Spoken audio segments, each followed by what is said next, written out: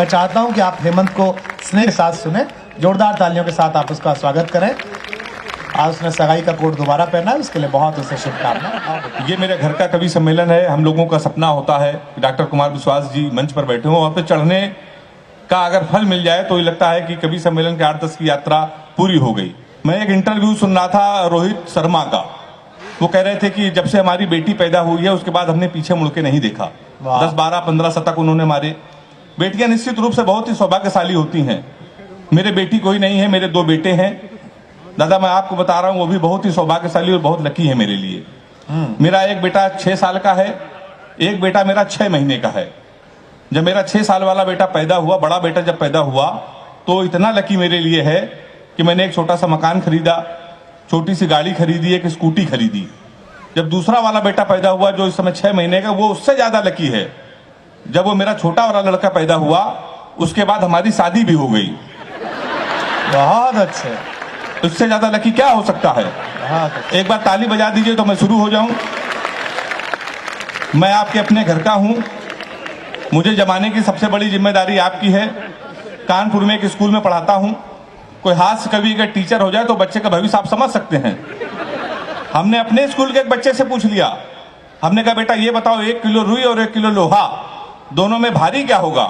उसने कहा मास्टर साहब लोहा भारी होगा। मैंने कहा बेवकूफ, मैं जो तुमसे कह रहा हूं कि 1 किलो रुई 1 किलो लोहा, जब दोनों 1 किलो है, रुई भी 1 किलो है, लोहा भी 1 किलो है, तो लोहा कैसे भारी होगा? इसका जवाब सुनिएगा। उसने कहा मास्टर साहब आप हमको 1 किलो रुई फेंक के मारिए। हम आपको 1 किलो लोहा फेंक के मारते हैं। तालियां अभी भी कमजोर है आपकी। बहुत अच्छे। तो आप जान जाएंगे क्या भारी होगा। हमने दूसरा क्वेश्चन पूछा। हमने कहा हिंदुस्तान में सबसे तेज उड़ने वाले पंछी का क्या नाम है? उसने जवाब दिया हाथी। हमने खड़े हो जाओ तुम्हारे बाप क्या करते हैं? उसने कहा दाऊद के गिरोह में शूटर हैं। हमने कहा बैठ जाओ, हाथी सही जवाब। बहुत तो मास्टर भी बड़े होशियार होते हैं आजकल के। मैं आपको बता दूं हमारे प्रधानमंत्री जी ने पूरे हिंदुस्तान में सफाई अभियान छेड़ रखा है। सफाई अभियान की शुरुआत हमारे कानपुर में भी हुई। हमारे एक विधायक जी ने एक वृक्ष लगाया, पौधा, उसको आधे घंटे बाद बकरे ने खा लिया। शाम को विधायक जी ने उस बकरे को खा लिया। तो मैं उसी कानपुर का हूं साहब। दादा कुमार विश्वास जी हमसे पूछ रहे थे कि यार ये वीर रस के कवि इस कवि सम्मेलन में क्यों नहीं है? तो मैंने दादा को बताया जब इतने वीर लोग खुद ही भारत में हैं और सबसे ज्यादा वीर लोग तो कानपुर में हैं, तो क्या जरूरत है वीर रस के कवियों को बुलाने की? आपको सच्ची घटना बता रहा हूं। 1 महीने पहले कानपुर के एक हमारे व्यक्ति विजयनगर में रहते हैं, यादव जी, वो हमारे पास आ गए। कहने लगे हम जा रहे हैं डिस्कवरी चैनल। हमने कहा वहां क्या करोगे? कहने लगे हमको शेर से मुलाकात करनी है। जब मोदी जी शेर से बात कर सकते हैं, शेर के कान में बात कर सकते हैं, उनकी फोटो वायरल हो सकती है, तो मैं तो कानपुर का हूं, तो क्या मैं नहीं जा सकता? तो हमने उनका भाई साहब आप क्यों जाओगे, आप नहीं जा सकते हो? कहने लगे नहीं हमको जाना है, पूरी क्वार्टर हमारी जेब में पड़ी है। हमको टोकने की जरूरत मत करो। और आपको सच्ची बात बता रहा हूं कि वो व्यक्ति, वो यादव जी डिस्कवरी चैनल गए और उन्होंने फोटो 2 दिन बाद डाली, शेर के कान में वो बात कर रहे थे। सही बता रहा हूं, बिल्कुल सच्ची घटना। 15 मार्च को उनकी याद में कवि सम्मेलन है। कुमार भैया संचालक। ताली अभी भी कमजोर है आपकी। तो इतने वीर लोग हैं कानपुर में। अभी हमारे कश्मीर मुद्दे की बात चल रही थी, तो ट्रंप ने कहा इसमें मध्यस्थता करेंगे। तो हमने कहा हमारे मोदी जी इस काम के लिए हैं, तो आपको क्या जरूरत है? आप क्यों मध्यस्थता करोगे कश्मीर के लिए? मैंने 8 पंक्तियां लिखी, मजा आ जाए तो तालियों का महोत्सव देकर मुझे शुरू कर देना। हमने कहा ट्रंप ज्यादा बोलोगे तुम्हारी दस्तार चली जाएगी, सर की पगड़ी। हमने कहा ट्रंप ज्यादा बोलोगे तुम्हारी दस्तार चली जाएगी, गोली चली इधर तो उस पार चली जाएगी। हमारे घर के मसले में तुम अम्मा ना बनो, अमित शाह को भेजेंगे तुम्हारी सरकार चली जाएगी। अमित शाह को भेजेंगे तुम्हारी सरकार चली जाएगी। ये स्थिति आपको प्रणाम करता हूं। इससे अच्छा आप लोग मुझे क्या सुनोगे? 10, 15, 20 मिनट आपके बीच में रहूंगा। मुमताज जी आएंगी, वो श्रृंगार की बातें करेंगी, प्यार मोहब्बत की बातें। मैंने आज तक श्रृंगार के विषय में कुछ नहीं लिखा। प्यार मोहब्बत के विषय में मैंने आज तक, तो छोड़िए, लड़की को नहीं देखा। 4 पंक्तियां लिखी, मैं प्यार मोहब्बत से क्यों दूर रहता हूं। कि एक फूल, और चौथी पंक्तियों में मुझे तालियों का आशीर्वाद दीजिएगा कि एक फूल तुझे देने के लिए सस्ते में ले लिया। एक फूल तुझे देने के लिए सस्ते में ले लिया, देखे ना कोई इसलिए बस्ते में ले लिया, फूल तुझे देने को निकले थे जाने मन, पर बजरंग दल वालों ने उसे रास्ते में ले लिया। तो मैं बहुत देता हूँ सही बता रहा हूँ आपको। ब्रिगेडियर सर बैठे हैं, बिल्कुल मैं सही बता रहा हूँ। मैंने आज तक प्यार मोहब्बत कभी नहीं किया। अच्छा, प्यार मोहब्बत छोड़िए, हमने किसी लड़की का आज तक गौर से देखा तक नहीं। अच्छा, लड़कियों की बीमारी होती है, बीमारी सही हो तो नौजवान हाथ उठा के मेरा समर्थन करना। लड़कियों की बीमारी होती है, किसी लड़की का आप गौर से देख लो तो कहेंगी देखो कैसे कुत्ते की तरह देख रहा है, ना देखो तो कहेंगी कुत्ता देख भी नहीं रहा है। तो मैं साहब बहुत दूर रहता हूँ प्यार मोहब्बत से। अच्छा, प्यार मोहब्बत तो छोड़िए, हम लोग हाथ से कभी हम लोगों को सीरियस नहीं लेता। हम लोगों को शादी बहुत मुश्किल में होती है। हमारे तमाम रिश्ते आए, पता चला लड़का हाथ से कभी रिश्ते वहीं से लौट गए, कोई सीरियस लेता ही नहीं है। एक रिश्ता हमारे आया, लड़की की माँ ने हमारी माँ से पूछा लड़का क्या करता है। हमारी माँ ने कहा कवि है। बोले उनके पिताजी क्या करते हैं। बोले वो भी कवि। बोले उनके पिताजी। बोले वो भी कवि। बोली क्या घर में कोई इंसान नहीं है। रिश्ता लौट गया। एक महीने बाद फिर एक रिश्ता आया, फिर लड़की के माँ ने पूछा लड़का क्या करता। हमारी माँ ने कहा कवि। उन्होंने कहा शादी मंजूर। अच्छा, कवि के नाम से कई रिश्ते लौट गए थे, हमारी माँ ने कहा मंजूर क्यों। वो बोली जोड़ी बहुत अच्छी रहेगी, आपका लड़का कवि, हमारी लड़की पागल है। तो तमाम रिश्ते हमारे लौट गए। लेकिन आपको बता दूं, तुम्हारे भैया एक दिन हमारी शादी तय हो गई थी। अच्छा। आज के 10 साल पहले। लेकिन हो नहीं पाई थी उस समय। हमारी जब शादी तय हुई तो हमारे पिताजी ने कहा बेटा कि लड़की हमने पसंद कर ली है, हमको और तुमको साथ में चलना है लड़की को देखने। तो हमने कहा पिताजी ठीक है, शादी वैसे भी नहीं हो रही, आप चलिए लड़की को देख लीजिए। फिर उनका अचानक फोन आया कि बेटा हमको ऑफिस में काम आ गया है, तुम अकेले जाओ लड़की को देख आओ। अच्छा, और पहली बार जा रहे हो, खाली हाथ मत जाना, कुछ लेके चले जाना। तो हम कानपुर के, हम कट्टा लेके पहुंच गए। 2.5 साल बाद हमारी जमानत हुई। बहुत अच्छे, अब क्या ले जा सकते हैं। तो उसके बाद फिर एक हमारा रिश्ता आया। इस बार लड़की के पिताजी आए, कहने लगे तुमसे 2-3 क्वेश्चन पूछेंगे।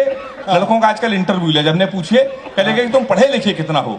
हमने कहा अंग्रेजी से मैं क्या है। कहने लगे 2-3 क्वेश्चन पूछेंगे, बता दिया तो शादी फाइनली परमानेंट कैंसिल। हमने कहा पूछिए कि कितना पढ़े लिखे। हमने कहा अंग्रेजी से मैं क्या। बोले अंग्रेजी आती है। मैंने कहा बिल्कुल आती है।